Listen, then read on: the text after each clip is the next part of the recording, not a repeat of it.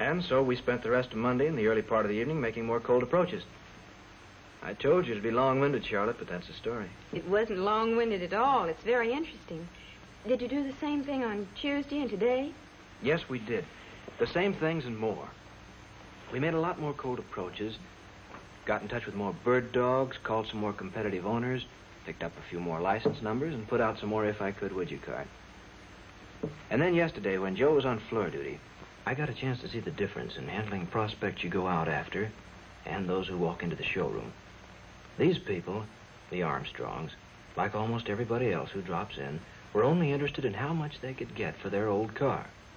But instead of making them a high-action offer the way he did with Bullard, Joe came in with a low-action offer.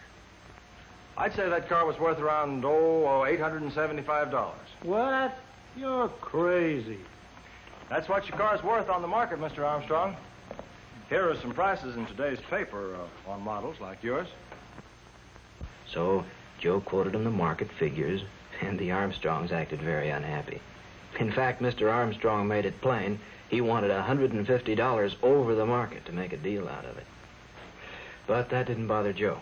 He just made a note of the $1,025 and began selling the new car and as many accessories as he could so the deal would get closer to a reasonable figure. Then Joe got him into a pretty good humor by spending a few minutes with the showroom demonstration kit, hitting the features he knew Mrs. Armstrong would like. Oh, it is beautiful.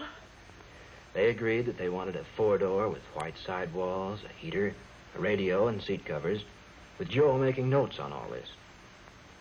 And you want the regular time payments to cover the balance, Mr. Armstrong? Yeah. Yeah. You know, that allowance on your old car is pretty steep. But if you'll okay this... Hold on there. You haven't agreed to my terms. Well, these are your terms, Mr. Armstrong. But I'll do my best to get the boss to go for them. He'd better. I watched the Armstrongs while Joe was checking the price, and they acted like a couple of kids. He was bragging like he'd bought the Fort Knox Gold for a counterfeit slug, and she was cooking up the story she was going to tell all her friends and relatives. That Ford was practically in their garage when, bang, Joe came back. Everything all right? Boss wants to know if I'm out of my head talking about $150 over market value. The deal's off? Oh, dear. No, he'll play along with us. He'll give you $100 over market value on this car with overdrive. On that basis, he might consider it. Might. Well, that's what he said. I think I can swing it with him. And so Joe sold the overdrive hard before the Armstrong story came to a happy ending.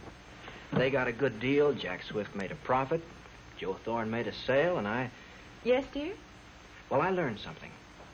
I learned the difference in handling prospects you go out after, like on cold approaches and putting if I could would you cards on their windshields. That kind you make a high-action offer to get them interested. But the walk-ins, you make them a low-action offer so you can go up while they're coming down. But, Herb, is that fair? To offer a low price to one and a high price to another?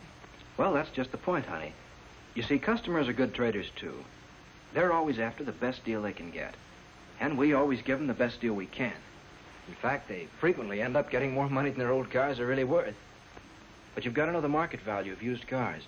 And you get that from watching the newspapers and checking the used car lots. I think you're really going to have fun selling Fords, Herb.